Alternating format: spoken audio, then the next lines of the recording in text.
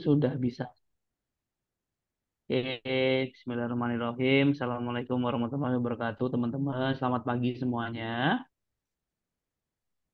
Em, Bertemu lagi dengan saya, em, Imam Ardian, di Thailand Class hari ini, teman-teman. Di sini saya mulai dengan memperkenalkan diri lagi ya untuk kesekian kalinya. Jadi saya Imam, di sini saya akan menjelaskan materi tentang persiapan dasar interview. Ini adalah rangkaian yang sebelumnya sudah saya singgung juga. Teman-teman boleh on cam ya, jadi supaya kelihatan. Jadi sebelumnya saya sudah menjelaskan terkait dengan background saya kok beda. Terkait dengan beberapa poin yang kaitannya dengan em, persiapan bekerja, dan kita kemarin sudah mulai dengan ngomongin tentang apa itu namanya, bagaimana membuat goal di hari pertama. Kemudian yang kedua kita ngomongin tentang bagaimana caranya untuk membuat CV. Hari ketiga kita praktek langsung untuk nge-review CV. Dan di hari ke satu, dua, tiga, hari keempat ya, berarti ya. Kemarin kita ngomongin tentang strategi melamar bekerja itu seperti apa. Dan di hari ini, di hari kelima, kita akan membahas tentang bagaimana sih persiapan yang bisa kita lakukan selama interview. Ya, jadi harusnya dari semua rangkaian sampai akhir nanti, di akhir sesi harapan saya teman-teman bisa secara utuh ya dari awal membuat goalnya seperti apa, CV-nya benar, tahu strategi ngelamarnya kemana, pas dipanggil kerja juga, pas dipanggil interview juga teman-teman bisa bagaimana caranya. Dan ini juga saya bagi jadi dua karena memang ini panjang sekali teman-teman. Dan yang terakhir nanti saya akan menjelaskan terkait dengan bagaimana menghadapi ketakutan, menghadapi kegagalan yang saya tahu bahwa lebih dari 90% kemungkinan teman-teman ditolak itu tinggi. Pokoknya kemungkinan tinggi sekali ya. Untuk teman-teman ditolak bisa 80-90%. Dan nanti di akhir, di hari ke-8, nanti kita akan sama-sama eh, praktek ya. Akan ada tugas akhir. Nanti akan saya jelaskan di hari ke-8 nanti. Oke, untuk sesi hari ini kita langsung mulai aja teman-teman. Dan harapan saya teman-teman bisa aktif ya. Soalnya yang seperti biasanya, kalau ada yang mau tanya bisa langsung di drop di chat, atau teman-teman bisa angkat tangan dan langsung open mikrofon.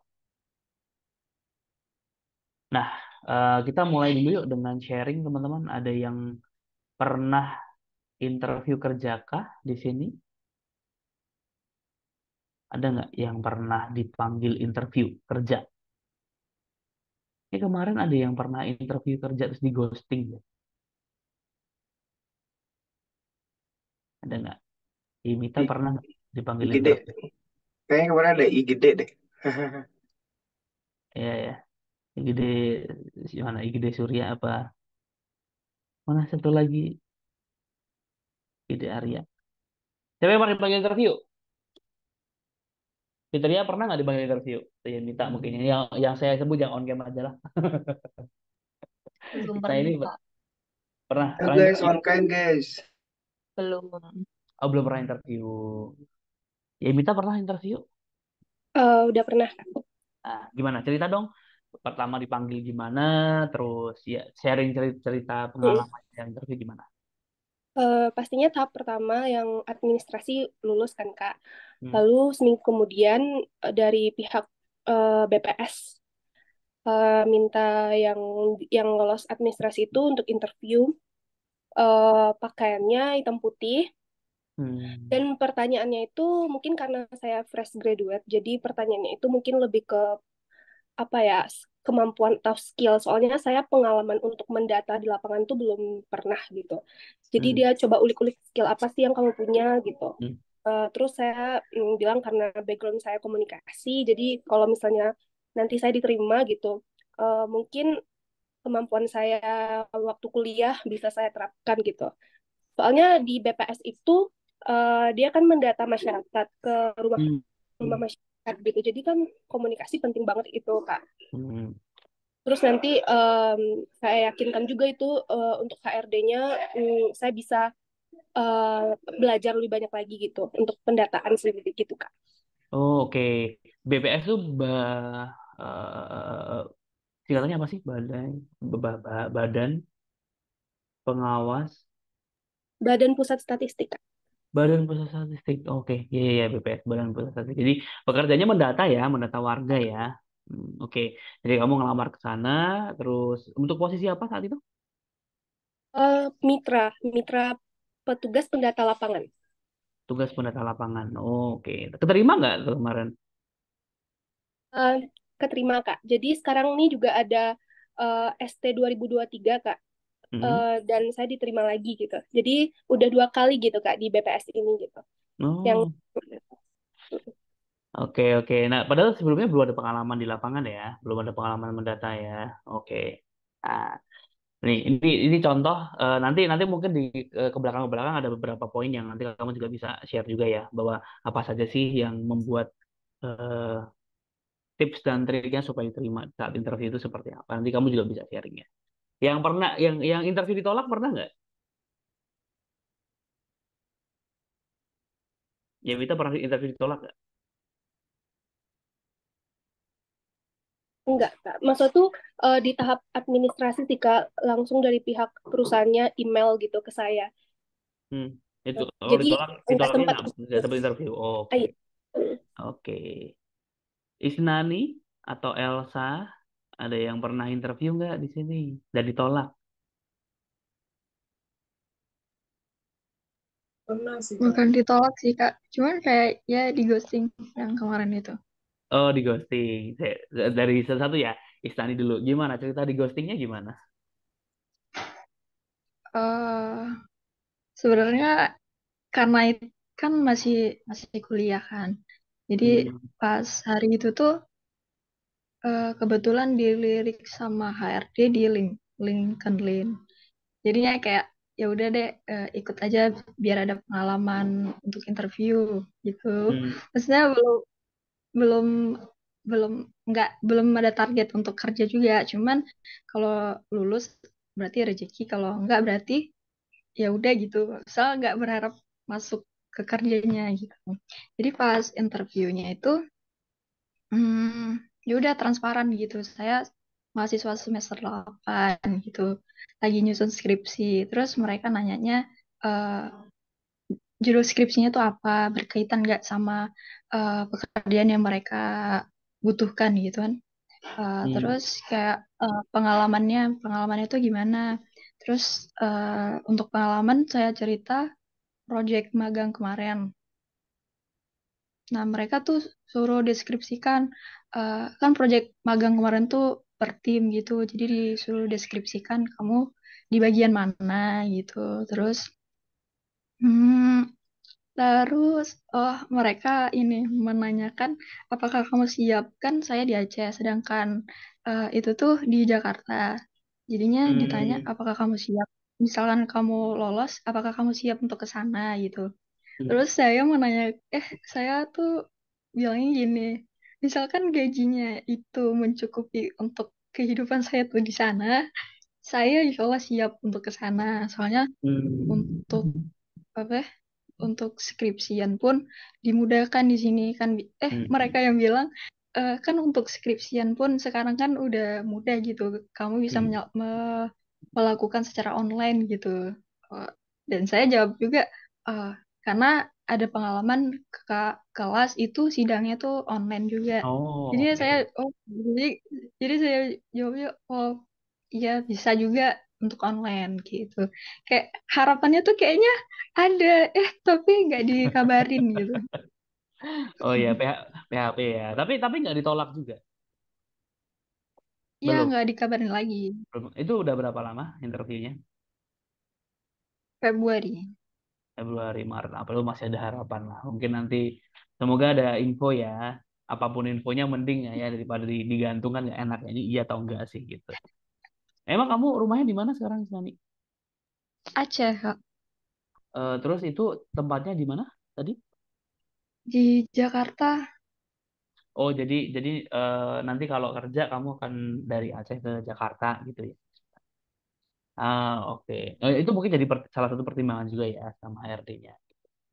Nah, tapi kalau dari kamu sendiri pas pas ngobrol ada feeling nggak sih bagian kayaknya aku nggak bagus jawabnya di bagian ini deh gitu ada feeling gitu nggak atau kayaknya yang baik-baik saja semuanya gitu. Di mungkin di deskripsi eh, pekerjaannya, misalnya kayak pas kerjain project magang, saya melakukan di halaman ini gini, terus kayak kan magang kemarin tuh emang full stack, jadi Hmm. emang front end sama back end saya jawabnya tuh secara umum gitu. Terus Hmm. mungkin eh, di ini sih apa eh, mereka tuh ada bilang sebenarnya kami tuh emang mencari yang dekat gitu, dekat misalnya mungkin Nah, jago Jabodetabek gitu. oke. Tapi itu tidak mereka setelah bilang itu mereka juga bilang tapi ya nggak masalah kalau kamu mau kemari boleh gitu. Oke. Nggak apa-apa. Pengalaman. Tapi biasanya ada feelingnya kok. Jadi pada saat kita interview tuh ya mungkin nggak 100% ya. 60-70% lah kayaknya kayaknya it went well itu bagus kayaknya tadi atau kayaknya tadi aku kurang optimal deh itu pasti ada itu nah makanya hari ini kita mau coba belajar gimana ya terakhir mungkin dari Elsa tadi mau cerita ya gimana Elsa. Ya, ya pernah udah interview tahap 2. hmm. Tahap 2 tuh berarti tahap satunya apa tahap duanya apa. Tahap satunya itu eh, ya cuman ditanya, itu kan di luar kota Kak ya. hmm. Waktu saya interview itu, waktu mau perkenalkan diri kan, yang interview itu lihat CV saya kan. Waktu Hmm. dilihat domisilinya, loh kamu ini bukan domisili sini katanya. Loh iya, Hmm. terus kenapa? Saya tanya kan ya. Oh ini kayaknya ada kesalahan deh. Soalnya kalau di luar kota seharusnya nggak usah ke sini, cukup online aja katanya gitu. Di situ di Itu interview dia cerita nggak dia di bagian apa yang interview itu. nggak tahu. Kayaknya itu bagian konten kreator. Soalnya itu perusahaannya juga di sosmed itu aktif gitu loh kalau buat konten. Oh nggak maksudnya yang interview kamu dia posisi sebagai apa dia jelasin nggak. Kurang tahu.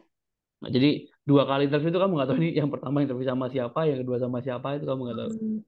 Ya kalau yang kedua itu kayaknya sama HR-nya sudah. Oh, oke. Jadi yang pertama langsung sama usernya, yang kedua sama HR-nya gitu ya. Nah, Nah, terus gimana? Gimana? Feeling terus kamu yang ada feeling ini nggak? Ini kayaknya oke atau enggak gitu? ya kayaknya udah feeling kayaknya bakal keterima nih. Terus Terus? yang kedua itu tanya, ini kamu mau ditempatkan di seluruh Jawa Timur nggak gitu? Ya mau, saya gitu kan. Terus saya tanya, ini paling lama nanti apa namanya, kabarnya kapan dikabari untuk tahap selanjutnya gitu.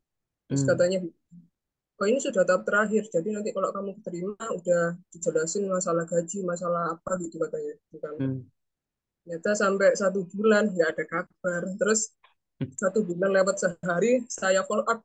Saya tanya, ini kabarnya Hmm. kelanjutan gimana? Paling enggak kalau nggak keterima kan tahu gitu ya. Hmm. Nggak dibales sampai Nggak sekarang. dibalas.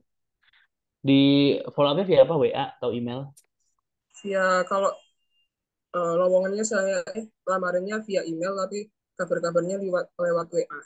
WA-an ya. Oke. Ya, itulah interview teman-teman. Jadi ada banyak cerita ya dari teman-teman semuanya. Makasih yang udah cerita. Yang belum pernah ngerasain interview kurang lebih seperti itu. Jadi itu adalah interview adalah tahapan ya yang memang memang umumnya ada dalam proses rekrutmen. Nanti coba saya jelasin ya beberapa hal yang menurut saya bisa teman-teman persiapkan sehingga interview teman-teman nanti lebih optimal. Nah, proses interview, kita mulai bahas dari definisinya dulu ya teman-teman ya. Saya yakin teman-teman di sini sudah tahu lah sebenarnya interview itu definisinya apa, tapi nggak ada salahnya kalau kita samain persepsi kita lagi ya terkait dengan interview itu apa. Jadi definisi interview itu adalah tahapan yang dilakukan oleh perusahaan sebelum melakukan rekrutmen karyawan ya. Jadi salah satu tahapan dari sebuah perusahaan untuk proses rekrutmen. Jadi tahapannya ada banyak, nanti saya juga akan share. Nah, interview itu merupakan salah satu tahapan yang menurut saya cukup krusial dan cukup penting. Nah, interview sendiri itu membahas secara langsung tentang data dirinya calon karyawan, pengalaman, pendidikan, dan lain sebagainya. Jadi, kalau yang CV kemarin adalah secara tertulis, nah kalau interview ini secara langsung, teman-teman. Jadi secara isi sama, yang dibahas kurang lebih sama terkait dengan pengalamannya apa, data dirinya, pendidikannya, dan hobinya, dan ini lebih luas ya, dengan lebih luas dan lebih dalam dibandingkan dengan cuma sekedar CV. Dan di sini bedanya dengan CV, kalau CV tertulis, kalau interview kan langsung, ngobrol langsung. Menurut saya cukup cukup mudah untuk dipahami ya, karena ini sudah cukup umum lah untuk definisi dan arti dari interview sendiri. Nah, kan saya tadi sempat bilang ya bahwa interview merupakan salah satu proses rekrutmen. Nah, ini saya juga coba share teman-teman supaya teman-teman paham semua proses rekrutmen secara umum tuh seperti apa. Mungkin nggak semuanya seperti ini, tapi umumnya seperti ini. Jadi yang pertama, proses rekrutmen itu dari perusahaan sendiri itu harus identifikasi kebutuhannya dulu nih. Di sebuah perusahaan itu harus tahu dia butuh apa sih sebenarnya dari organisasi dia. Apakah dia butuh sales, apakah butuh admin, apakah butuh macam-macam. Nah, ini proses identifikasi kebutuhan ini biasanya panjang. Kenapa? Karena di sini juga ada budget juga yang diperhitungkan gitu ya, Pak. Karena kalau kita berbicara, oke, pada saat saya meng-hire satu orang, pasti kan ada payroll, ada gaji yang saya harus keluarkan. Nah, dari gaji itu ketutup apa enggak dengan bisnis kita? Jangan sampai orang ini masuk, kita bayar dia, tapi kontribusinya nggak kemana-mana dari organisasi gitu. Mungkin kontribusi itu bisa langsung bisa enggak ya, mungkin ada sales yang kalau kita hire langsung dia langsung bisa menghasilkan revenue gitu melalui penjualan gitu kan kalau sales. Nah, kalau admin, kalau sosial media, konten kreator itu kan kontribusi terhadap uangnya juga indirect, tidak secara langsung kan, meskipun em, kontribusinya saya yakin ada gitu, tapi itu hal yang pada akhirnya harus diidentifikasi dengan baik oleh perusahaan. Itulah tahap pertama. Nah, setelah perusahaan berhasil mengidentifikasi bahwa oke, kita butuh seorang konten kreator, karena konten kreator nanti akan kaitannya sama sosial media kita besar, kita terkenal, dan nanti akan ada revenue dari situ. Jadi prosesnya kelihatan. Nah, dengan itu kita udah fix butuh satu konten kreator, statusnya mau apa, mau karyawan tetap atau mau freelance atau mau seperti apa, nanti kita tentukan, udah fix. Baru tahap kedua kita buka lowongan pekerjaan. Nah, jadi di perusahaan sendiri setelah tahu nih bahwa oh, aku butuh seorang admin ya, admin sosial media. Untuk admin sendiri ini freelance dulu, kalau dia bagus baru masuk ke full time. Biasanya kan gitu ya, hati-hati banget lah supaya return of investment-nya atau balik modalnya dari ngegaji karyawan ini tuh cepat kelihatan gitu. Buka lowongan lah. Nah, publikasi lowongan ini biasanya bisa online, bisa offline, bisa macam-macam lah. Intinya mempublikasi lowongan. Setelah lowongan dipublikasikan, lamaran masuk, biasanya direview lamarannya. Disinilah yang kita bahas kemarin, teman-teman. Ada yang namanya screening CV, ada yang namanya apa namanya tes dan macam-macam lah ya. Mungkin itu juga bisa masuk ke dalam sini. Dan disinilah biasanya kandidat itu banyak yang gugur di review lamaran. Karena yang saya bilang kemarin, kebanyakan orang itu kalau melamar nggak ngeliat-ngeliat gitu ya, nggak punya pengalaman, coba-coba, atau sudah punya pengalaman tapi nggak sesuai sama kualifikasinya. Nah, disinilah pada akhirnya direview, dan direview di sini nanti yang lolos baru masuk ke wawancara atau interview. Nah, di sini yang akan kita bahas hari ini ya. Nah, setelah wawancara, interview selesai, ada beberapa kandidat mungkin ya, tadi yang dialami sama teman-teman juga, kandidatnya mungkin dari interview 10 kandidat, 10-10-nya pasti dikasih harapan yang cukup ya, supaya supaya teman-teman nggak kabur gitu kan. Tapi tidak dijanjikan apapun. Itulah cara HRD gitu. Jadi seakan-akan seakan-akan iya gitu. Kenapa? Supaya kandidat itu memang memang em, cukup pede dan tidak hilang, sehingga teman-teman HRD kalau butuh teman-teman juga cepat gitu kan. Jadi memang itu salah satu triknya HRD juga ya untuk wawancara. Nah, setelah wawancara selesai dipilih nih kandidatnya. Siapa kandidat yang paling oke? Nah, kandidat yang paling oke ada dikasih offering atau penawaran kerja. Mulai kalau penawaran kerja udah oke, tanda tangan kontrak, disambut deh karyawan barunya. Nah, ini adalah 7 proses yang harus teman-teman pahami juga ya. Dan interview merupakan salah satu proses yang paling penting di sini. Karena dengan interview benar-benar tahu nih makin karena gini teman-teman. Sebenarnya kalau kita mau berbicara orang ini beneran bagus atau tidak, itu tidak bisa hanya sekedar interview atau sekedar ngeliat CV teman-teman. Harus benar-benar dilihat kinerjanya, harus masuk kerja, dicoba dulu. Makanya itu kenapa ada namanya masa probation 3 bulan biasanya. Karena itulah yang paling bisa mencerminkan teman-teman bisa kerja atau enggak. Nah, tapi setelah tingkat keduanya, setelah probation itu menurut saya adalah interview. Jadi interview itu benar-benar lebih bisa mencerminkan seorang karyawan itu bagus atau tidak dibandingkan hanya sekedar CV. Nah, itu kenapa di sini hari ini itu penting banget buat teman-teman untuk bisa memahami apa saja yang perlu kita persiapkan terkait dengan wawancara atau interview. Karena ini yang paling penting dari tahapan-tahapan ini ya untuk teman-teman bisa keterima kerja. Tahapan yang paling penting memang probation tadi, tapi setelah probation yang penting juga untuk dipertimbangkan, yang menjadi pertimbangan paling penting sama HRD itu adalah interview. Nah, sorry, saya kok hilang. Kelihatan nggak teman-teman? Nggak hilang kan ya slide-nya? Oke, siapa aja sih yang akan interview kita? Kelihatan kan slide-nya? Aman ya? Kasih jempol kalau aman. Aman, Kak. Aman kan? Oh, sorry. Tadi sempat tiba-tiba ngilang slide saya. Nah, eh, sebenarnya yang interview kerja kita itu ada dua. Tadi seperti ceritanya Kak Elsa, ada interview itu lebih dari satu ya.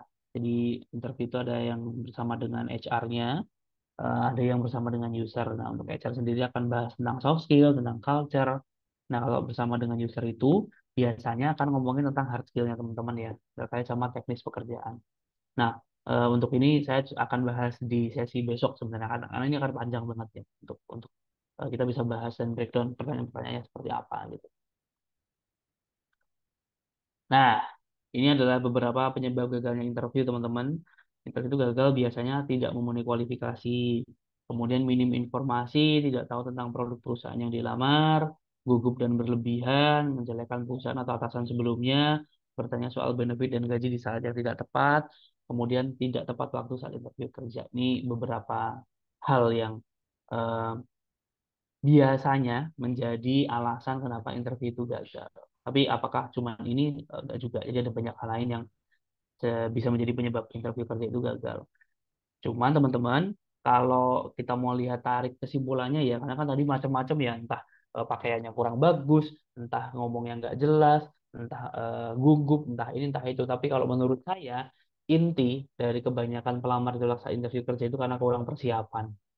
Jadi pada saat interview, pada saat harusnya berangkat, ada hal yang miss, ada hal yang kurang dipersiapkan, sehingga interviewnya tidak berjalan dengan baik. Nah, itu kenapa di sini ada banyak kan tadi kan ini kan macam-macam ya. Kalau di list mungkin bisa jadi 20 30 alasan kali ya. Cuman saya kalau ngejelasinnya terlalu seperti ini takutnya menjadi susah untuk dipahami. Itu kenapa saya coba rumusin. Intinya kurang persiapan. Nah, karena itu apa sih yang perlu dipersiapkan pada saat kita interview? Ada pertanyaan langsung dijawab aja ya. Nah, ini teman-teman, ini adalah inti bahasan kita hari ini. Intinya, persiapan interview itu tiga. Teman-teman harus menguasai dirinya, teman-teman. Yang kedua adalah menguasai materi. Dan yang ketiga adalah menguasai lawan bicara. Saya ulang lagi ya. Teman-teman harus menguasai diri, harus menguasai materi, harus menguasai lawan bicara. Nah, kalau tiga-tiganya udah dikuasai, persiapannya udah beres. Ini akan kita bahas panjang lebar di sesi hari ini. Oke, kita ngomongin langsung ke penguasaan diri ini, teman-teman. Jadi, pada saat teman-teman interview, teman-teman itu harus menguasai dirinya teman-teman sendiri. Ini yang harus dipersiapkan pertama kali. Persiapan untuk penguasaan diri ini adalah persiapan interview yang berkaitan dengan aspek yang bisa kalian kontrol dalam diri kalian. Jadi penguasaan diri itu kita ngomongin dalam dirinya teman-teman. Nah, dalam dirinya teman-teman itu ada dua aspek, teman-teman. Yang pertama aspek visual, yang kedua aspek verbal dalam penguasaan diri ya. Jadi pada saat teman-teman mau interview, pastikan dua aspek ini dalam penguasaan diri teman-teman itu terpenuhi secara visual dan secara verbal. Nah, maksudnya apa? Ayo kita breakdown ya. Yang pertama kok kaitannya dengan visual dulu nih. Kalau dari bayangan teman-teman, penguasaan diri dalam bentuk visual tuh kayak gimana ya? Bayangannya apa? Ada yang punya pendapat nggak? Penguasaan diri secara visual. Ayo Buana open open mikrofonnya, kayaknya mau jawab tuh. Ya, kalau menurut saya itu kayak berpakaian rapi, terus mungkin kayak wangi juga mungkin termasuk, terus apa lagi ya? Pokoknya yang secara mata itu kelihatan enak dipandang gitu sih. Enggak. Mantap, mantap, mantap, mantap. Enak dipandang ya.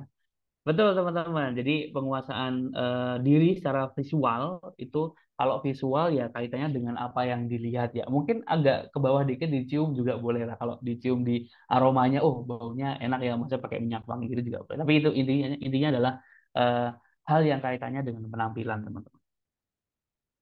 Nah, jadi penguasaan diri secara visual itu adalah penguasaan diri yang kaitannya dengan hal yang bisa dilihat oleh lawan bicara. Nah, lawan bicara di sini kan konteksnya yang interview kita ya, entah itu tadi HR, nah itu di user, udah tahu bedanya ya tadi ya secara singkat. Nah, ini saya bagi jadi beberapa hal. Ada yang namanya penampilan, nggak cuma penampilan tapi Buana, ada juga gestur. Nggak cuma penampilan dan gestur, ada juga yang namanya raut muka. Jadi penampilan secara keseluruhan, gestur, sama raut muka. Gestur kan yang kaitannya sama badannya. Nah, raut muka itu yang kaitannya sama muka. Tapi semua ini itu adalah aspek-aspek secara visual yang kalau rekruter lihat itu, yang orang lawan bicara kita lihat itu dilihatnya secara matanya. Jadi dari mata kelihatannya seperti apa. Nah, yang pertama kita lihat dari penampilan dulu ya, teman-teman ya. Nah, kalau kita ngomongin penampilan, pastikan bahwa pakaian yang dipakai saat interview itu seperti apa. Nah, kenapa saya nggak selalu bilang, oh harus formal gitu. Karena ini teman-teman. Jadi em, pastikan bahwa teman-teman itu berusaha semaksimal mungkin untuk berpenampilannya. Jadi penampilannya itu harus harus optimal, harus maksimal. Yang jelas rapi, wangi, sama enak dipandang. Enak dipandang ini kita ngomongnya good looking ya. Kan nggak semua orang seganteng Jeffrey Nicole gitu kan. Jadi yang minimal berusaha lah. Berusaha pakai baju yang bagus, berusaha dandan, berusaha sisiran gitu ya. Jadi memang benar-benar kelihatan bahwa oh ini orang menghargai lawan bicara dia dari penampilan, eh, first impression dia datang gitu. Nah, jadi penampilan semaksimal mungkin dari kerapihan bajunya, kemudian wangi juga dan enak dipandang. Nah, terus yang kedua, kenapa saya em, nggak selalu harus bilang formal ya? Jadi karena teman-teman bisa juga mengenakan pakaian yang sesuai dengan culture perusahaan yang dilamar. Nggak, most likely formal, tapi tidak selalu. Katakanlah ada salah satu perusahaan yang memang perusahaannya itu anak muda banget lah gitu. Anak muda banget gak harus yang berangkat ke kantor tuh pakai kemeja, pakai batik gitu, atau pakai jas bahkan. Pokoknya harus yang ada kancingnya lah pakainya. Ada juga yang mungkin bisa pakai polo shirt, atau bahkan bisa pakai kaos, bisa pakai jeans, gak harus pakai celana bahan, itu bisa juga. Nah itu biasanya juga juga teman-teman bisa mainkan ya penampilan teman-teman kan kan kalau kita berbicara enak dipandang kan nggak harus melulu formal gitu ya. Jadi yang penting rapi, wangi, sama enak dipandang. Dan kalau teman-teman ada waktu untuk ngegali-gali culture perusahaannya, bisa disesuaikan juga. Kadang-kadang mungkin kalau laki-laki pakai jogger pants, nggak usah pakai celana bahan, atau mungkin pakai jeans. Sepatunya juga nggak harus pantofel, bisa pakai sepatu olahraga mungkin. Jadi kelihatannya lebih casual gitu ya, tapi tetap profesional. Itu juga boleh dilakukan. Jadi ada yang nanya ya. Tuh, itu link apa? Ini tak. Oke, lanjut dulu ya. Nah, ini contoh-contohnya lah. Nah, ini kalau kita berbicara yang tadi formal, yes, kemungkinan besar ya harus kayak gini ya. Laki-laki pun juga harus dimasukkan celananya, pakai sepatu yang benar, nggak dikeluarin. Kalau perempuan juga intinya nggak kayak orang mau main ke mall gitu ya, teman-teman ya. Formal, ya, tapi again ya, nggak selalu melulu seperti itu.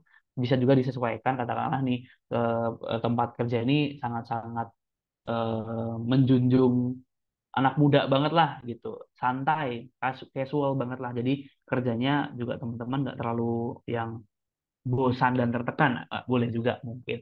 Tapi pun boleh teman-teman jangan yang langsung bebas gitu ya. Pakainya celana tiga per empat gitu. Yang perempuan mungkin jadinya pakai sendal apa sepatu sepatu sepatu yang aneh-aneh gitu. Terus ya nggak usah berlebihan lah. Tetap tetap boleh casual, tapi yang casual tetap kelihatannya rapi juga gitu. Oh, absensi. Gitu. Nah, tadi yang pertama penampilan. Nah, yang kedua, teman-teman, kalau kita berbicara penguasaan diri secara visual, itu adalah gestur.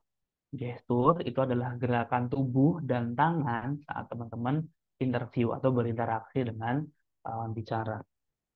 Nah, ini kalau orang yang sering pernah ketemu saya termasuk orang yang gesturnya besar ya. Jadi eh, suka banget tangannya kalau ngejelasin tuh nggak bisa diem tangannya dan badannya juga nggak bisa diem gitu kan. Kalau excited, apalagi kalau excited ngejelasin sesuatu, saya biasanya ada gerakan-gerakan tambahan lah ya di itu saya. Dan ini pun juga pada saat interview teman-teman juga boleh lakukan. Yang pertama nih yang paling penting biasanya kalau kita ngomongin gestur, pas ketemu pertama kali dengan apa namanya lawan bicara kita, interviewernya, entah itu HR, entah itu user, kita bisa jabat tangan dengan erat gitu ya. Kalau umpamanya memang teman-teman mau jabat tangan, boleh. Kalau nggak mau jabat tangan karena pertimbangan mungkin bukan muhrim atau bukan masih pandemi dan lain sebagainya, boleh yang eh, apa namanya gini ya, apa sih istilahnya? Ya pokoknya ya Pak gitu atau Ibu gitu.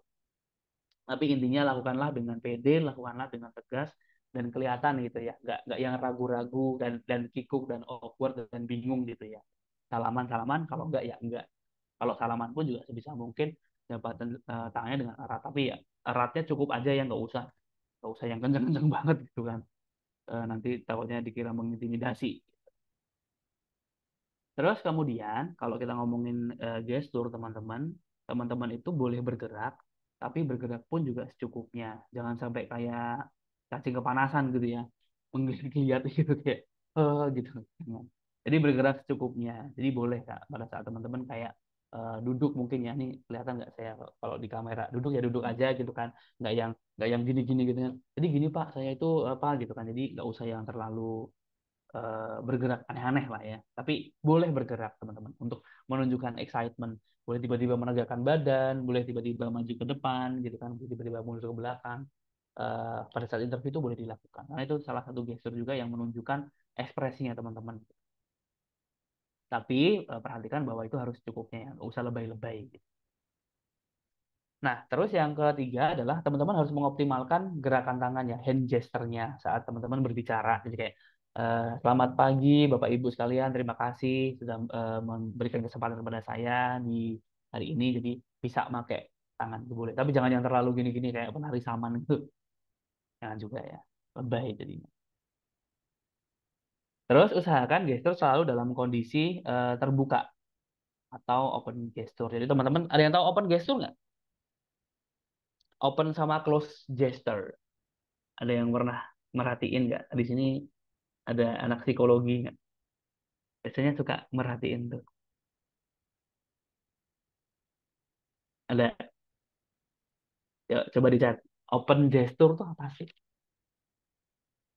Ada open pasti ada close ya. Ayo, ada yang tahu nggak? Ayo Bu Ana jawab aja. Nggak apa-apa. Dia mouting terus kayak mulutnya bergerak terus tapi nggak mau open itu mikrofon. Nggak apa-apa, open, open, open. Tak tembak terus. Kayak buana apa? Atau Ainun nih kayaknya punya jawabannya nih Ainun. Apa? Open gesture itu apa? Oke, Kurang kalau tahu Mas kalau open gesture. belum tahu ya, nih aku liatin. Kalau Kalau kalau di Google tangannya tuh terbuka. ya betul betul. Jadi tangan kakinya itu tidak tertutup ya, tidak yang ini. Jadi saya kasih contoh langsung aja deh. Nah, ini contoh-contohnya teman-teman ya. Jadi kalau teman-teman di interview itu sebisa mungkin ekspresif ya, tangannya pun juga boleh gitu. Kayak kalau perhatiin kalau Steve Jobs ngasih penjelasan tentang iPhone, coba cari di Google deh. Dia kalau ngejelasin pasti tangannya bergerak lah. Kebanyakan kebanyakan public speaker biasanya kalau ngomong gitu menggunakan gitu. Ada Steve Jobs juga salah satu yang mungkin paling terkenal ya. Terus teman-teman jabat tangannya juga harus apa namanya pede, harus erat, dan yang ini yang open open sama close gesture. Kalau sebenarnya secara psikologis teman-teman, ini biasanya HRD yang mainnya kayak gini. Open gesture itu menunjukkan bahwa orang ini terbuka dan mau engage conversation dengan lawan bicara. Itu terlihat dari dia open gesture. Open gesture itu dari tangan dan dari kaki biasanya. Jadi kalau teman-teman ketemu sama orang berdiri ya, terus dianya tangannya kebuka gitu ya, terus kakinya bukan terbuka tuh bukan yang ngangkang gitu bukan ya, tapi kakinya tidak di cross, tahu nggak sih kakinya kayak dilipat gitu, meskipun berdiri ya. Jadi dia berdiri dan yang dari ke belakang, terus kakinya dilipat sama dia, terus tangannya gini. Nah itu close gesture tuh. Berarti itu adalah gesture yang menunjukkan dia nggak mau ngomong sama kita sebenarnya. Secara sadar nggak sadar pasti dilakuin. Kalau teman-teman lagi, saya sering kok lagi meeting kalau udah bosen sama yang saya ajak ngomong saya gini gitu. Emang emang ini emang secara natural terjadi aja gitu. Nah, jangan sampai teman-teman interview nih, bos semoga kelihatan ya. Terus gini, ya Pak, saya ini saya gitu ngejelasin sambil tangannya ditutup gini gitu. Itu juga dihindari. Apalagi kalau ketemu langsung. Jadi jangan sampai gestur yang sederhana tadi membuat HRD-nya mikirnya macam-macam terus ngejudge bahwa ini orang nggak terbuka sama kita nih gitu.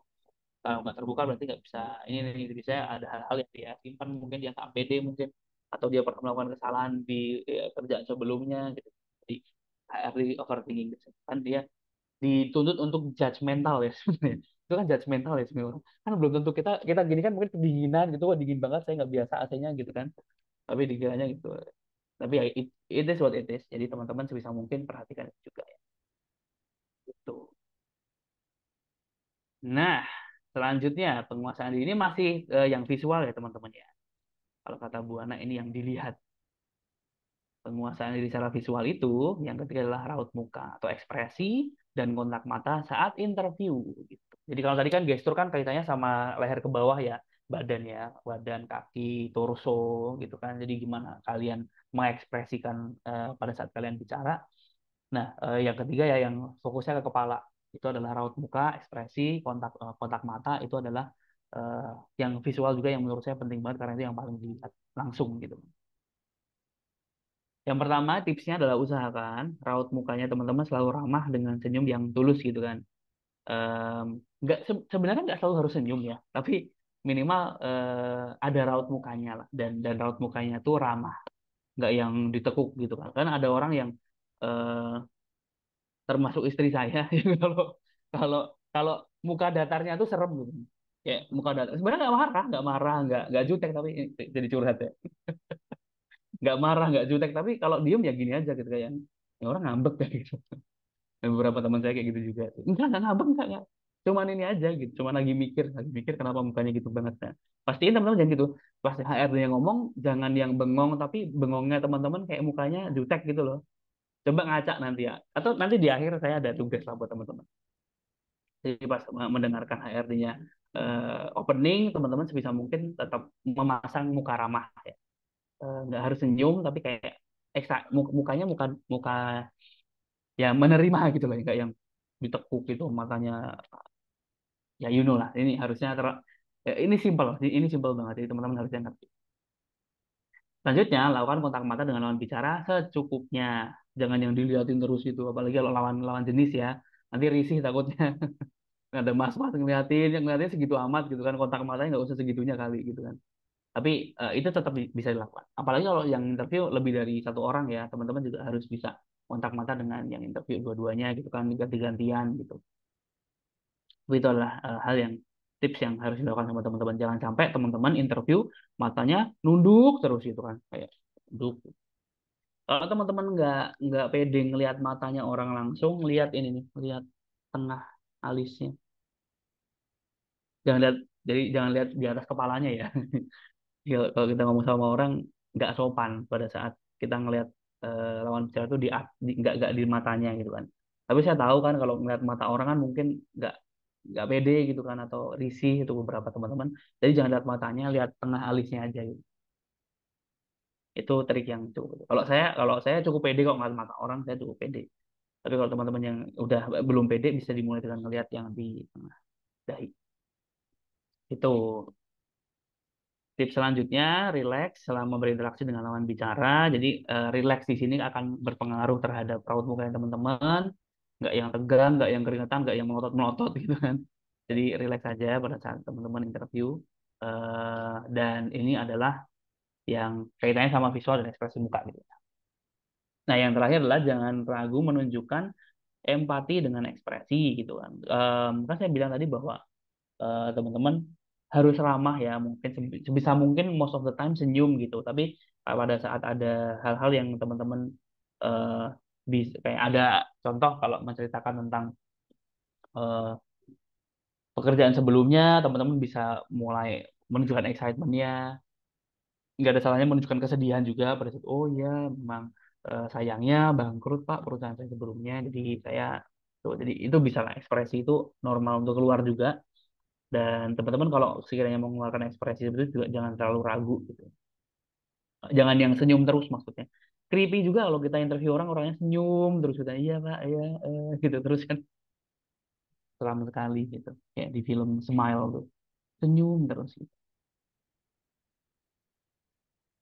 Oke. Nah, jadi natural aja lah kayak ngomong sama temen gitu ya. Jadi apa jadi ini kakinya juga mungkin nggak harusnya nggak. Ini saya anggap HRD-nya ini ya, nih mbaknya yang interview.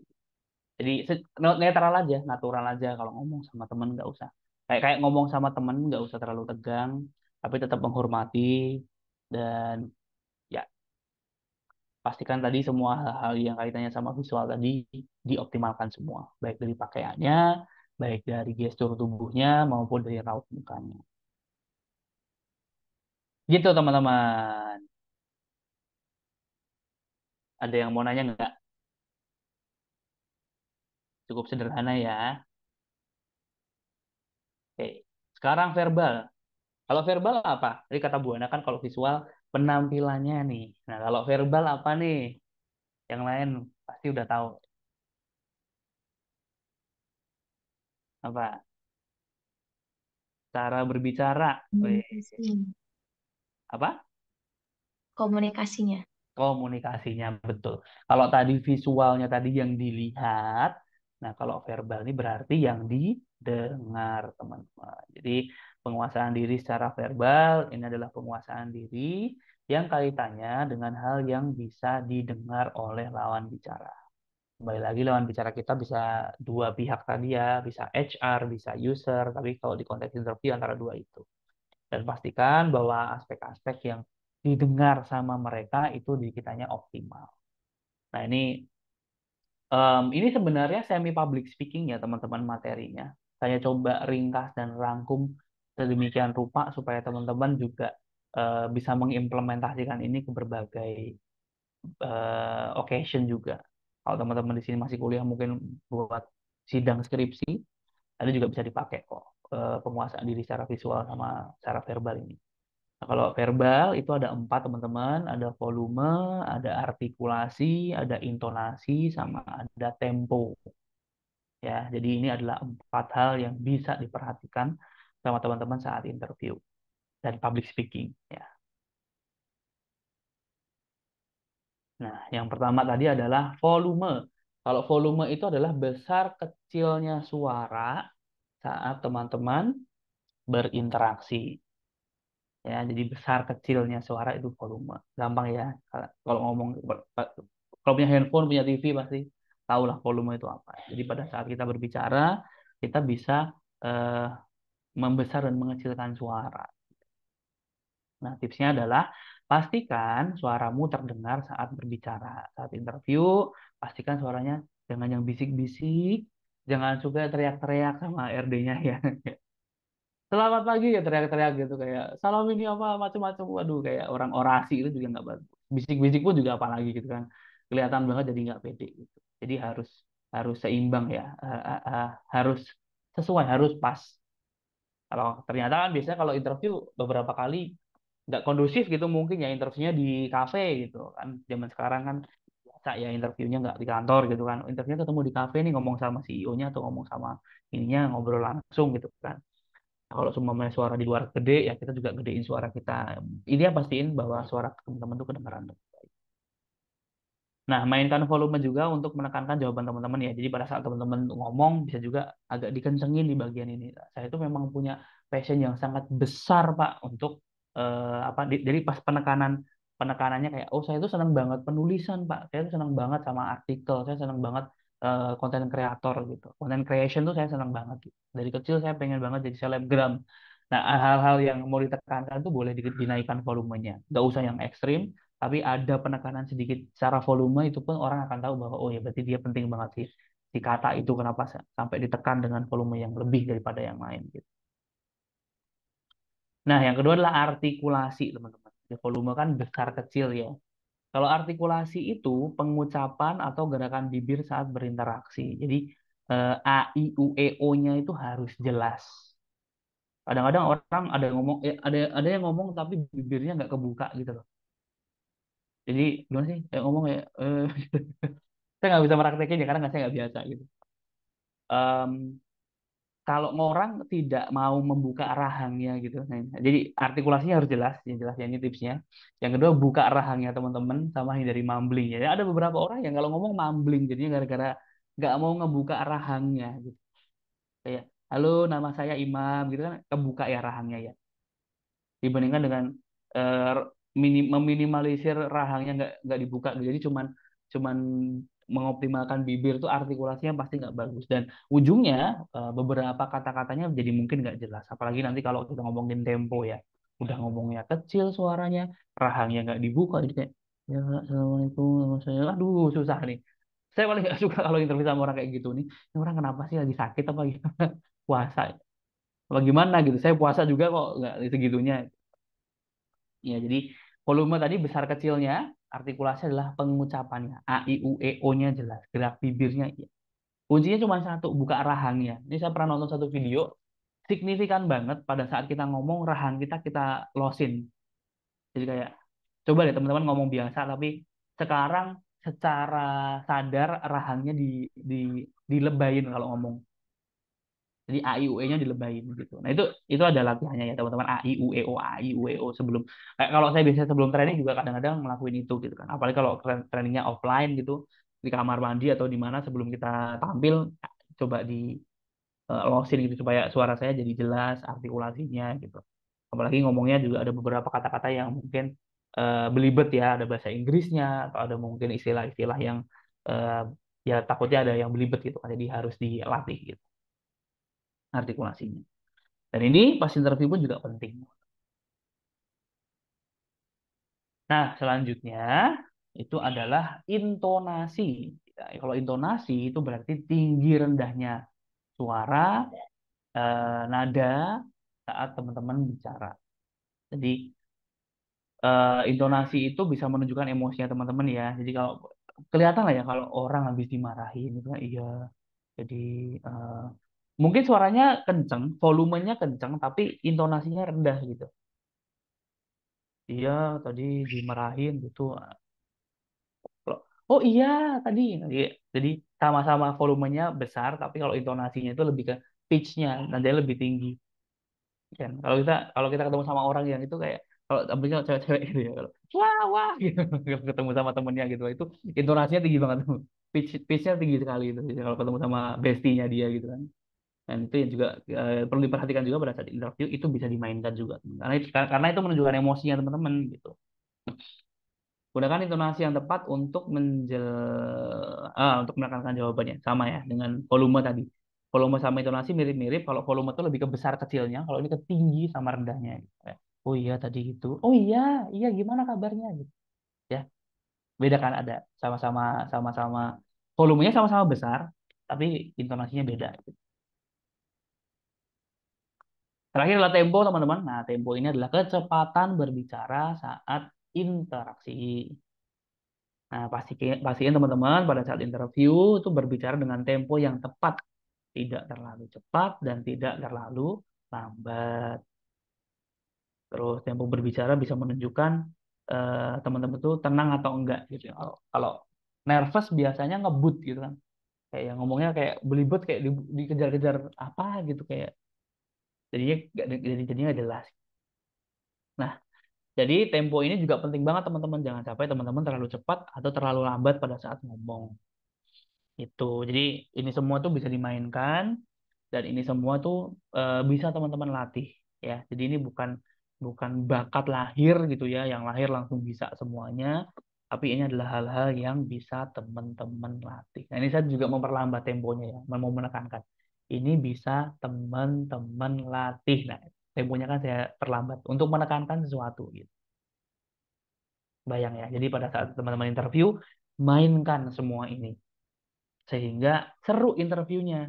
Nggak yang datar kayak ngomong ya, kayak ngomong sama robot, kayak ngomong sama Google Google Maps gitu loh. Jangan kayak gitu kalau interview ya. Jadi be human aja, mainkan intonasinya, mainkan temponya gitu. Terus teman-teman bisa apa tadi artikulasinya, intonasinya, volumenya itu teman-teman bisa mainkan semuanya.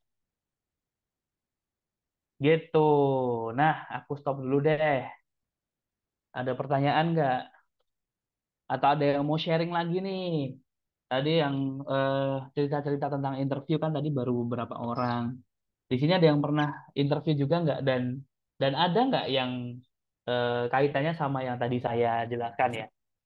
Mungkin tadi yang pernah cerita, yang udah cerita juga boleh cerita lagi ya. Penampilan kalian gimana pas saat itu? Mungkin ya kita yang udah keterima nih, penampilannya gimana? Bajunya kan udah jelas tadi baju hitam putih ya. Tapi yang lain gimana tadi yang minta? Mungkin dari rambut juga gitu. Hmm, Dirapiin, terus juga pakai make up yang natural gitu. hmm, Pakaiannya juga bersih gitu. mantap. Terus Nah, kalau verbalnya ya seperti Kak Imam sampaikan tadi gitu. Sesuaikan intonasinya, tempo bicaranya, volumenya, dan lain sebagainya. kepake ya semoga. Oke. Tadi tambahannya adalah rambut ya teman-teman ya. Kalau teman-teman yang laki-laki boleh disisir. Kalau mau pakai pomade kasih pomade gitu. Kalau memang gondrong pun nggak apa-apa. Beberapa kantor yang casual boleh loh rambutnya panjang, tapi yang rapi gitu ya, nggak yang gondrongnya sampai eh, apa mengganggu lah ya. Kayak dikit-dikit gini, dikit-dikit gini, mending dikuncir ke belakang atau bagaimana itu juga boleh. Nah, yang lain yang mau cerita nggak tadi selain dari teman-teman yang tadi udah cerita? Mungkin dari Mas Arya, Mas Ahmad Ishamul, pernah interview nggak? Saya mau tanya Kak, Oh, boleh, silakan. ya, ya perkenalkan nama saya Isham. Saya mau tanya ini Kak, mungkin pendapatnya Mas Imam nih sebagai HRD mungkin ketika eh, interviewer tuh diberi pilihan Mas untuk pakai bahasa Inggris atau Indonesia. Nah, Hmm. kira-kira bagusan mana ya ketika kita menggunakan Indonesia itu kita bisa lebih out lancar gitu, atau kepakai bahasa Inggris yang mana itu sebenarnya mau nunjukin Inggris kita, tapi itu kayak nggak semaksimal Indonesia. Kira-kira menurut SR tuh eh, pandangannya tuh bagus yang mana sih kayak gitu Mas? Jawabannya tergantung dari posisi yang dicari ya. Maksudnya ada alasan kenapa interview harus pakai bahasa Inggris. 10 interview terakhir saya pakai bahasa Inggris. Interview 10 yang terakhir saya interview orang pakai bahasa Inggris. Bukan karena mau sok-sokan Inggris, bukan, tapi karena kita butuh orang yang fluent di bahasa Inggris gitu. Jadi itu kenapa alasan pakai bahasa Inggris. Jadi pada saat di challenge ada orang bahwa oh, the interview will be in English, terus you should prepare yourself dan lain sebagainya, ya ya pakai bahasa Inggris semaksimal mungkin. Belepotan pun juga nggak apa-apa gitu kan. Saya malah nggak suka kalau kalau ini Ada alasan kenapa interview pakai bahasa Inggris kan? Pertama itu dulu. Karena memang kita nyarinya yang bisa bahasa Inggris pasti ya. Kita udah bilang bahwa kita interview pakai bahasa Inggris, dia paksa pakai bahasa Indonesia. Saya terus pakai bahasa Inggris, dia pakai bahasa Indonesia. Jadi kayak ngomongnya kayak aneh banget sih gitu. Dia ngomong pakai dia izin ya, Pak saya pakai bahasa Indonesia gitu kan. Ya aku bilang kalau kan aku udah bilang kalau kita pakai bahasa Inggris. I told you that we have to conduct this interview in English gitu kan. Kayak, tapi saya nggak bisa Pak gitu. Ya, that's fine, it's up to you gitu kan. Aku ngomong pakai bahasa Inggris, aku ngomong Jawa loh padahal. Inggris medok loh. Nggak apa-apa gitu. Aku ngomong bahasa Inggris, dia ngomong bahasa Indonesia. Akhirnya dia pakai bahasa Inggris juga di akhir-akhir gitu kan. Aku nggak masalah kok dia nggak bisa fluent itu bahasa Inggris, but at least try gitu. Sehingga kita bisa nikmat. Jadi pada saat ini menurut saya, pada saat sudah ada aturan bahwa pakai bahasa Inggris ya dan ya berusaha semaksimal mungkin pakai bahasa Inggris. Yes, pasti nggak semua orang, sebagian besar orang nggak fluent lah ya di Indonesia untuk pakai bahasa Inggris karena bukan it's not our first language, not even our second language gitu kan. Second language kita kan bahasa Indonesia sebenarnya. Bahasa Indonesia itu bahasa satu dua lah. Karena kadang-kadang first language saya bahasa my first language is Javanese kan, bahasa Jawa gitu kan. Tapi bahasa kedua saya bahasa Indonesia gitu. Dan my third language bahasa Inggris gitu kan. Kebanyakan orang kayak gitu kan. Mungkin pasarnya bahasa ini bahasa Bali gitu kan, mungkin bahasa pertamanya. Meskipun dia di Jakarta sekarang atau gimana, bahasa keduanya berbahasa Indonesia. I know that, tapi kita akan menghargai effortnya kok Mas. Jadi kalau berusaha pasti akan kita hargai. We know that it's not our first language, not even our second language, um, tetapi at least try lah. Makanya kenapa perlu perlu banget yang namanya latihan gitu. Yang which itu adalah tugas teman-teman nanti di akhir. Ada latihan. Latihan itu akan membuat teman-teman pede gitu. Dan kemarin ada beberapa yang saya nilai dia lumayan oke karena effortnya dia nulis dulu. Dia kelihatan baca. Mbaknya itu kelihatan baca kan interviewnya di online juga ya. Pas introduce herself dia lumayan lancar, bahasanya juga lumayan bagus, grammarnya juga oke, tapi saya tahu dia nulis dan dia baca di CV dia sendiri. And that's fine, aku nggak marah. Habis itu aku tanyain, minta detail biasa. Tell me more about your experience di apa namanya organisasi, ada kaitannya sama administrasi nggak? Dan ya di situ baru kelihatan tuh, oh ya letak plegu gitu agak susah, agak bingung gitu kan. But that's fine. Jadi lebih bagus yang mana tergantung posisinya. Kalau sudah dijelaskan harus pakai bahasa Inggris, prefer optimalkan pakai bahasa Inggris. Tuh. Ada alasannya kenapa pakai bahasa Inggris. Ada lagi pertanyaannya, Mas Ishamul? Udah cukup sih Mas. Makasih. Sama-sama. Fitria Nur, untuk menjawab pertanyaan HR, sebaiknya kita memberi jawaban yang singkat atau bagaimana ya Pak? Takutnya nanti malah belibet sendiri pas jelasin jawabannya yang agak detail. Kalau saya senang yang detail. Kalau saya senang yang detail. Tapi nggak semuanya senang detail sih. Apalagi saya sebagai user ya. Kalau saya sebagai user, saya pengennya detail. Kalau detailnya tentang pekerjaan ya kayak dia punya pengalaman nge-handle event dan eventnya didatengin oleh 2.000 orang gitu. I want to know the detail. Detailnya apa nih? Kenapa? Kamu caranya gimana? Datangnya 2.000 itu gimana? Publikasinya seperti apa? Itu saya pengen tahu detailnya. Tapi kalau HR secara umum hajatnya nggak di sana ya. Jadi hajatnya tidak di yang deskripsi pekerjaan. Tidak semuanya. Biasanya lebih ke overall lah. Em, Kalau menurut saya amannya dijawab dengan cukup detail, tapi nggak yang terlalu detail banget sih. Gimana ya? Ya so-so lah. Nanti kalau dia tertarik, dia pasti akan nanya lagi kok. Jadi kayak biasanya pertanyaannya, oh kamu pernah punya pengalaman di ini ya, di sales ya? Emang dulu gimana pengalaman di sales? Oh iya, saya di pengalaman di sales selama sekian tahun, tahun sekian-sekian di sini, sekian-sekian di sini, produk yang saya jual ini, terus pencapaian saya selama jadi sales gini, gini, gini. Udah, menurut saya itu udah cukup sih. Gak usah cerita, iya saya pindah ke sini karena gini, ceritanya tuh bos saya tuh gini, jadi gini, gini, gini, macam curhat gitu kan.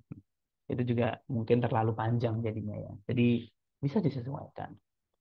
Dan again itu bisa dilatih ya teman-teman. Gimana Fitri ya? Oke, terima kasih Kak buat penjelasannya. Sama-sama. Lagi mau cerita, ada yang mau nanya? Oke, kita lanjut dulu ya. Tadi adalah penguasaan diri secara visual dan verbal. Nah, setelah menguasai diri, teman-teman harus yang kedua menguasai materi. Nah, penguasaan materi ini em, adalah persiapan interview yang berkaitan dengan materi atau talking points apa saja yang mau disampaikan. Ya, ini. Ini again, ini mirip banget, bahkan exactly the same prinsipnya saya pakai dengan public speaking. Kalau teman-teman public speaking, teman-teman harus bisa menguasai diri teman-teman secara visual, secara verbal, kelihatan gagah, kelihatan kokoh, kelihatan gesturnya bagus, suaranya keren, suaranya jelas, ekspresif, dan menguasai itu penguasaan diri ya. Dan penguasaan materinya juga keren. Penguasaan materi dia bisa ngomongin semua materi yang ada. Nah, untuk penguasaan materi ini sendiri, teman-teman, adalah faktor yang bisa mengurangi kegugupan teman-teman, bisa em, mengurangi kegugupan sampai 50% lah. Karena orang gugup itu karena dia nggak tahu dia mau ngomongin apa. Ya, ingat-ingat deh pas kemarin disuruh guru maju gitu tiba-tiba kan, kayak guru matematika gitu. Ayo, Arya maju ke depan, kerjakan yang di depan ditulis gitu. Kagak ngerti itu kita, pasti gugup, geter tuh di depan tuh nggak ngerti. Pasti tuh pada saat suruh em, interview ya, presentasi presentasi pas kuliah gitu. Coba Ainun maju ke depan gitu, kagak ngerti nih presentasinya apa isinya gitu kan. Takut, pasti udah takut, getar duluan karena nggak menguasai materi gitu. Takut nanti ditanya macam-macam nggak bisa jawab, takut malu, takut ini, takut itu, akhirnya jadi nggak pede. Jadi teman-teman, penguasaan materi ini bisa meningkatkan kepercayaan diri teman-teman sampai 50%. Jadi kayak lebih pede lah ya. Persennya sebenarnya saya ngarang ya. Jadi pokoknya teman-teman bisa meningkat pesat untuk kepedeannya, dan kegugupannya bisa turun. Kenapa? Karena saya menguasai banget materinya. Saya tahu banget apa yang mau saya omongin. Kalau saya nggak tahu apa yang saya omongin, wah pasti jadinya gemeteran di depan. Nah, kalau dalam konteks interview, apa saja sih materi yang harus teman-teman kuasai? Ada tiga. Yang pertama, itu adalah perusahaan yang teman-teman lamar. Materi pertama, teman-teman harus tahu itu. Kita diundang sama interview nih. Ini perusahaan apa yang undang saya interview? Nama perusahaannya apa nih? Yang kedua, posisi apa yang dilamar? Jangan sampai udah di interview, beberapa kali saya nemuin. Ya, ini lamaran Bapak untuk posisi yang mana gitu kan? Yang mana ya? Saya lupa juga Pak gitu. Saya banyak kelamar. Masalahnya gini Pak, saya nggak diterima-terima. Malah curhat, saya nggak peduli gitu. Kamu ngelamar apa ke sini? Itu jangan sampai kejadian. Kalau untuk kejadian itu udah ilfil banget masih yang interview. Jadi pastikan bahwa teman-teman itu tahu persis ada undangan interview, oke, perusahaan ini. Nah, di perusahaan ini saya ngelamar sebagai apa ya? Cari coba diingat-ingat lamarannya. Oh, kemarin saya ngelamar di posisi ini. Deskripsi pekerjaannya ngapain ya? Nah, tadi yang akan jadi eh, detail dari yang posisi yang dilamar. Jadi udah tahu nih, oh oke, saya ngelamar sebagai admin nih di perusahaan ini. Terus yang ketiga yang harus teman-teman kuasai itu adalah pengalaman teman-teman sendiri. Jadi supaya pada saat kita maju ke depan ke interview, kita udah tahu kita mau ngomongin pengalaman kita yang mana. Karena gini kemarin kita juga udah bahas beberapa kali ya, kalau kita seumpamanya lagi nulis CV, pengalaman kita segambreng-gambreng nih. Organisasinya ikutnya 20 organisasi, saya ikut semua. Pokoknya hobi banget lah organisasi, dari jadi macam-macam di organisasi. Nah, saya mau ngomongin yang mana ya gitu kan. Masa mau 20-20 saya ceritain, nggak selesai dong 2 jam gitu. Makanya teman-teman harus bisa mempersiapkan diri di materi mana terkait sama pengalaman yang mau saya sampaikan aman. Tiga ya, kita coba go to detailnya. Nah, yang pertama, teman-teman harus menguasai materi terkait dengan perusahaan yang teman-teman lamar. Nah, ini aspek-aspeknya nih, ini hal-hal nih, informasi apa saja sih yang harus diketahui terkait dengan perusahaan yang sedang kamu lamar. Nah, informasi-informasinya apa? Yang pertama, bidang bisnisnya dulu. Ya, ini tidak terbatas ini, tapi ini yang menurut saya cukup penting ya. Setelah kalau teman-teman mau nge-explore hal yang lain dari perusahaan tersebut juga boleh. Tapi ini yang pertama, bidang bisnisnya apa, produknya apa, visi misinya apa, dan budaya kerjanya seperti apa sih di sana. Nah, teman-teman harus perhatikan ya, saya ulang lagi, bidang bisnis perusahaannya apa. Ya, kalian harus tahu bidang bisnisnya apa ya. Produknya apa sih? Visi misinya dia kemana sih? Sama budayanya kayak gimana ya di sana ya pekerjaannya ya. Gitu. Oke, kita coba breakdown ya, kita bedah satu-satu nih. Nah, kalau yang pertama adalah bidang bisnis. Bidang bisnisnya adalah bidang bisnis apa yang dijalani oleh perusahaan. Bidang bisnis itu ada banyak, teman-teman. Ada bisnis pertanian, bisnis produksi bahan mentah, manufaktur, konstruksi, transportasi, komunikasi, perdagangan kecil atau besar, finansial, bisnis jasa, dan lain sebagainya. Ini teman-teman bisa googling. Dan teman-teman harus tahu pada saat ngelamar ke tempat perusahaan PT Hitam Putih Indonesia gitu kan. Dari namanya nggak ketahuan ini hitam putih ini komunikasi atau pertanian atau apa gitu kan. Kalau semuanya ada, ini contohnya PT Agro sesuatu. Agro itu berarti biasanya agraris ya, pertanian kali ya gitu. Nah, teman-teman harus tahu itu. Eh, jangan ditebak-tebak, tapi teman-teman bisa mencari di berbagai sumber. Bisa dari LinkedIn kan biasanya ada tuh nama perusahaan di LinkedIn. Terus teman-teman juga bisa nyari di sosial media. Ada nggak sih sosial medianya dia? Ada beberapa kayak mungkin perusahaan-perusahaan yang kekinian tuh biasanya kan ada tuh Instagramnya, TikToknya bahkan itu ada. Bisa juga teman-teman sesimpel nge-Google aja, nge-Google di Google ada apa enggak sih perusahaannya, review orang-orang seperti apa sih. Nah, itu juga teman-teman harus tahu. Termasuk bisnis mereka apa. Itu yang pertama. Bidang bisnisnya apa? Oh, mereka perusahaan transportasi. Oh, mereka perusahaan komunikasi, anak perusahaannya Telkomsel contohnya. Oh, dia perusahaan ini. Oh, dia perusahaan itu. Nah, itu biasanya banyak banget informasi ya, dan teman-teman wajib tahu sebelum berangkat. Ya, kadang-kadang udah terlalu senang, wah pokoknya aku pengen kerja, yang penting bisa kerja, apapun yang penting halal. Dipanggil sama siapa aja berangkat tanpa tahu nih, tanpa nggak nyari-nyari dulu nih perusahaan apa. Jadi nggak persiapan gitu. Meskipun pada saat interview teman-teman open buat bertanya ya. Jadi teman-teman bisa nyari informasi dulu, pas ditanya, apa yang kamu tahu tentang perusahaan kami gitu. Nah, teman-teman bisa jawab, oh iya, kemarin saya Google, saya cari informasi, dan tahu saya perusahaan Bapak bergerak di bidang ini, Pak. Tapi saya kurang tahu nih untuk detailnya, mungkin bisa dijelaskan lagi apa gimana. Boleh kok pada saat kita interview ngomong kayak gitu.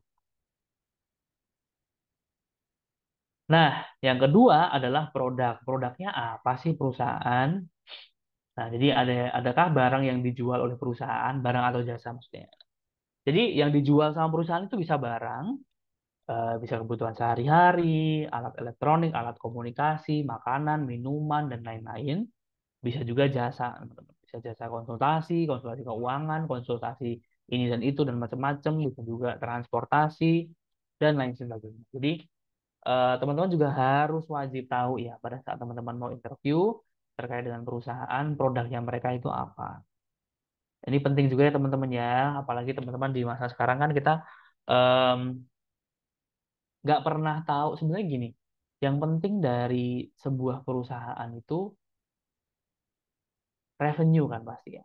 Ini saya menceritakan sudut pandang saya. Tidak harus diikuti tapi menarik buat dibahas sebenarnya. Karena jarang banget nih orang-orang yang nanyain bisnis dan produknya perusahaan. Pokoknya kerja aja. Pokoknya saya kerja sebagai admin, ya udah saya ngadmin aja. Digaji, ngadmin dan digaji beres gitu. Ternyata 6 bulan kerja layoff. Kebayang nggak? Jadi jangan sampai itu kejadian kejadian dan pasti itu nggak enak ya buat teman-teman. Apalagi zaman sekarang kita tahu kan banyak perusahaan yang melakukan layoff, melakukan macam-macam. Jadi nggak ada salahnya teman-teman pas interview nanya bisnis dari perusahaan ini. Saya tahu produknya makanan dan minuman, atau saya tahu produknya adalah dia transportasi gitu ya. Tapi ini kalau boleh tahu model bisnisnya seperti apa ya, keuntungannya dapatnya dari mana gitu. Jadi teman-teman bisa ngukur. Karena ada beberapa perusahaan yang memang belum belum bisa sampai revenue nih, revenue-nya belum masuk nih gitu kan. Sehingga wah kayaknya berat nih di perusahaan ini gitu kan. Saya jadi admin nanti bentar-bentar layoff, bentar-bentar layoff. Jadi itu bisa teman-teman jadi pertimbangan juga ya. Nggak harus jadi bikin overthinking, harapan saya enggak, tapi nggak ada salahnya buat teman-teman tahu. Jadi pada saat teman-teman interview di awal, teman-teman tahu em, pada saat teman-teman interview tahu perusahaannya apa, bidang apa, bisnisnya apa, produknya apa, supaya teman-teman juga bisa mengukur nih perusahaan prospektif atau tidak. Nah, jadi manfaatnya banyak ya. Selain buat teman-teman pas interview bisa jawab, karena saya juga suka nanya tuh, kamu tahu tentang perusahaan kita sejauh apa yang kamu tahu? Oh, saya tahunya perusahaannya ini Pak, jadi bergerak di bidang ini dan produknya sendiri ada ini dan ini Pak. Itu saya senang banget sih kalau ada orang yang bisa berhasil menjawab itu dengan baik gitu. Oke, selanjutnya visi dan misi. Ada yang tahu perbedaan visi dan misi nggak? Yang anak organisasi ini. Kemarin yang organisasinya banyak banget kan Mas Arya ya, Mas Arya kan ikut berapa kemarin? 10 organisasinya. Suka bikin visi misi organisasi nggak Mas? Bedanya apa sih? Jelasin dong. Ya, kalau menurut pengetahuan aku sih gini ya, kalau visi itu apa yang mau kita tuju gitu. Kalau misinya tuh langkah-langkah istilahnya langkah-langkah untuk merepresentasikan visi tersebut gitu sih. Mungkin kurang lebihnya gitu ya. Bener banget loh itu tapi. Bener banget loh.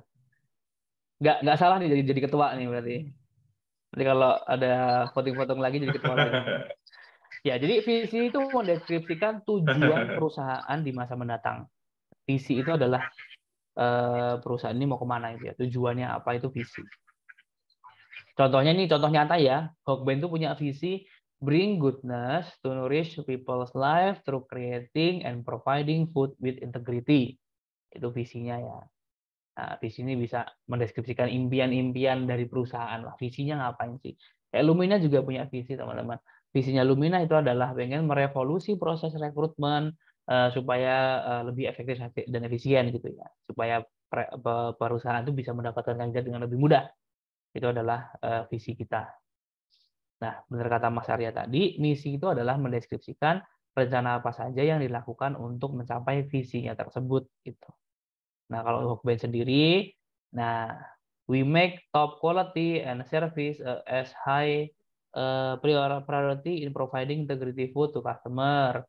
We strive to make better ways in creating value for stakeholders through innovation and technology. We commit our people by providing an opportunity to grow and excel gitu kan. Jadi misi-misi ini dilakukan sebagai langkah-langkah untuk mencapai visinya. Gitu. Nah, kalau Lumina juga misinya adalah menyediakan sistem yang ramah dan mudah digunakan oleh perusahaan, menyediakan aplikasi yang bisa membantu. Nah, jadi kan kita pengen merevolusi proses rekrutmen. Revolusi proses rekrutmen itu apa saja sih? Ada ini dan ada dari perusahaan dan ada dari pencari kerja gitu ya. Nah, itu misi-misinya apa yang dilakukan di situ tuh. Sehingga semua tadi itu akhirnya bisa berkontribusi ke visi besarnya. Dan ini juga teman-teman harus tahu. Baru saat yang teman-teman lamar, visi misinya apa sih? Sehingga teman-teman bisa banget ngejual, oh visi saya sama dengan perusahaan ini gitu. Kak Dinda, aku izin mute ya. Ya, atau mau nanya, kalau mau nanya boleh angkat tangan atau unmute nanti. Jadi visi misi perusahaan itu teman-teman harus tahu karena bisa disambungin sama visi misi pribadi gitu ya. Kayak teman-teman juga nggak ada salahnya kok. Bahkan menurut saya bagus banget kalau punya visi dan misi pribadi ya. Visi saya ya saya sendiri tuh pengen punya amal jariah yang banyak gitu ya, masuk surga lah ya visi saya gitu kan. Nah misinya apa? Untuk bisa masuk surga saya harus punya amal jariah. Amal jariah itu apa? Ilmu yang bermanfaat, harta yang bermanfaat, anak-anak yang soleh. Jadi program kerja saya tuh ke sana semua gitu. Jadi kalau saya ke perusahaan kadang-kadang saya juga ngebawa itu gitu kan, bahwa kenapa sih saya senang banget ngedevelop people, karena people development itu kaitannya sama edukasi, kaitannya sama ngajar orang, ngebagiin ilmu, bikin orang pinter, bikin orang dapat wawasan lebih yang berguna untuk mereka. Harapannya mereka nanti bisa lebih baik, which means kalau mereka dapat kerja, mereka dapat penghasilan dari situ, saya dapat pahala juga karena saya ngajarin gitu kan. Nah itu suka saya jual tuh kayak gitu-gitu. Nah teman-teman juga ada salahnya melakukan itu. Jadi pada saat ngelamar, wah visi misinya ini nih cocok, bisa dicocok-cocokin lah. Jadi Pada saat interview, oh kenapa kamu milih perusahaan kita? Visi saya cocok sama perusahaan Bapak gitu. Saya orangnya suka banget sama pertanian. Bapak saya penyuluh pertanian 30 tahun loh. Makanya saya senang banget sama pertanian gitu. Ini nyata loh, Bapak saya penyuluh pertanian 30 tahun lebih. Dia yang ngajarin petani-petani itu dulu di kampung saya di Sukoharjo gitu. Tapi ya itu hal-hal yang wajib teman-teman perhatikan juga ya pada saat mau ngelamar, sehingga pas interview lebih siap, visi misinya teman-teman tahu dari perusahaan ini apa, dan teman-teman pasti tanya bisa jawab. Nah, selanjutnya adalah culture, teman-teman. Culture itu atau budaya itu adalah seperangkat nilai inti atau core value dan praktik bersama yang mendefinisikan sebuah perusahaan, baik secara internal bagi karyawan maupun secara eksternal sebagai bagian dari citra publik perusahaan. Jadi budaya perusahaan itu tuh tercermin kedua-duanya ya, jadi internalnya dan eksternalnya. Internalnya perusahaan, jadi dari karyawannya mau seperti apa, sehingga ke eksternalnya pun juga kelihatan. Oh, kalau orang yang kerjanya di perusahaan ini tuh pasti integritasnya tinggi.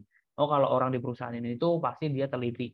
Oh, orang di situ tuh pasti menjunjung tinggi kebersamaan dan macam-macam gitu ya. Kekeluargaannya tinggi nih kalau lolosan perusahaan ini gitu. Itu adalah budaya-budaya yang ada di perusahaan.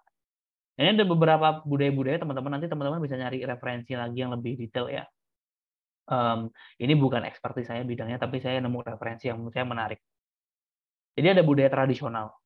Budaya tradisional tuh bukan yang orangnya pakai belangkon di kerja, itu bukan ya. Tapi memang dia budayanya masih konvensional dan tradisional. Biasanya perusahaan yang budayanya tradisional ini itu mematuhi norma konvensional untuk hierarki dan etiket profesional, menghargai kenormaan dan menekan penting hasil berdasarkan data. Jadi biasanya korporasi lawas ini biasanya. Korporasi yang sudah berjalan puluhan, 50, 60 tahun, yang kalau kerja tuh pakai kemeja gitu kan. Itu biasanya dia budayanya budaya tradisional.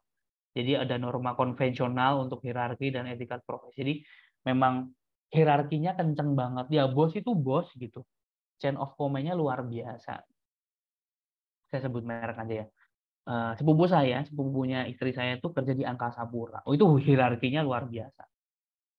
Kalau udah ibu bos bersabda itu semuanya harus langsung ke sana gitu kan. Karena memang dia udah ya Angkasa Pura gitu berapa lama banget ya. Dan dia juga menghargai kenormaan dan menekan pentingnya hasil berdasarkan data. Jadi kan nggak ada kekeluargaan yang bagaimana ya. Jadi memang semuanya super sudah jadi sistemnya, tinggal ngejalanin. Jadi kalau kita ngomongin performance review, ngomongin pencapaian, itu menekankan data banget. Karena pasti ada. Lagi pencapaian kamu udah kelihatan nih dari sales kamu ya, kamu nggak bisa lanjut probationnya, kamu nggak bisa naik pangkat, kamu harus gini, kamu harus itu berdasarkan data.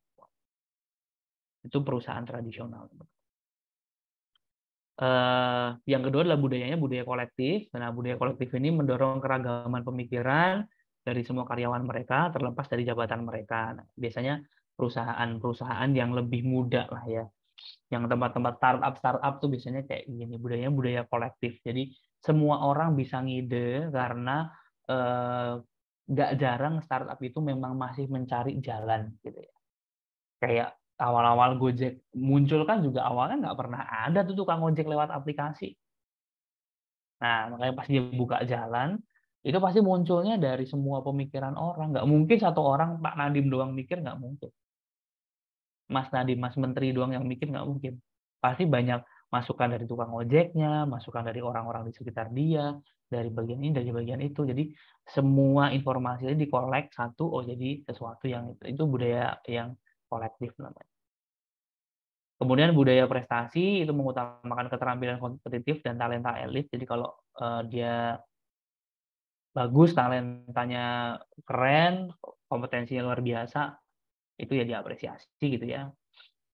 Yang adalah budaya pemberi atau giver, itu fokus pada layanan, disatukan oleh tujuan bersama dalam pengembangan pribadi dan tanggung jawab perusahaan.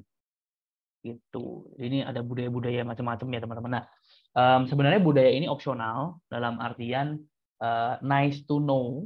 Kalau teman-teman tahu, yang penting 3 tadi yang awal ya, teman-teman tahu perusahaannya tuh produknya apa, bidang usahanya apa, serta visi misinya apa. Menurut saya itu udah cukup lah kalau kita ngomongin perusahaan.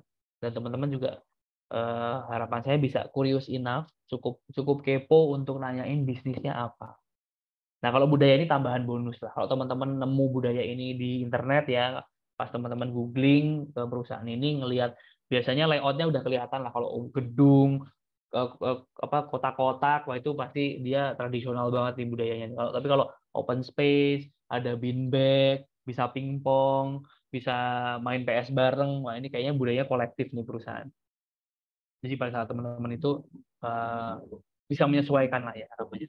Dan bisa jadi alasan kenapa kamu ngelamar perusahaan kita.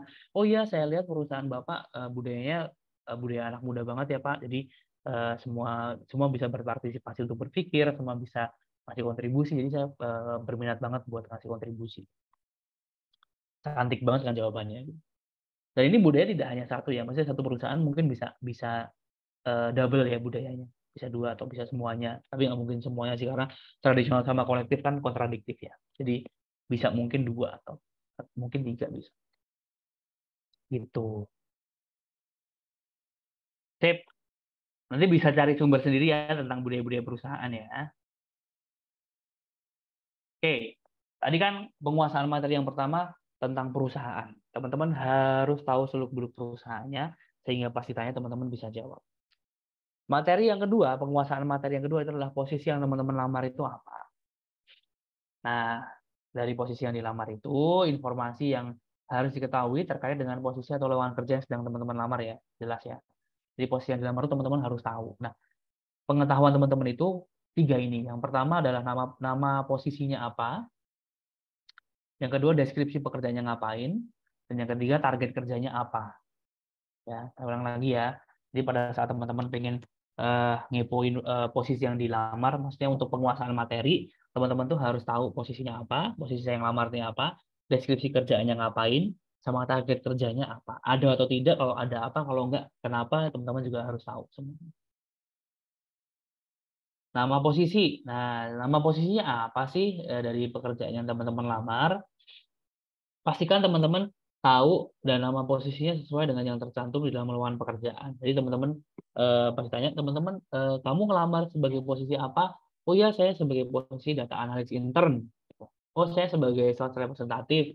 Saya sebagai account officer. Saya sebagai key account manager. Saya sebagai ini, saya sebagai itu. Itu juga harus tahu secara detail ya. Karena kalau teman-teman nyebutnya udah salah, harusnya sales tapi nyebutnya marketing gitu kan yang berbeda gitu. Nah, ada sales marketing, penyuluh, account officer, admin, data analis intern, harus detail semua. Contoh ya, nama posisinya harus detail. Jangan sampai salah gitu. Nah, jangan lupa juga untuk perhatikan status pekerjaan yang teman-teman lamar. Statusnya tuh biasanya ada kontrak, ada intern, ada freelance. Ada yang tahu nggak bedanya kontrak, intern sama freelance? Kontrak itu apa? Intern itu apa? Freelance itu apa?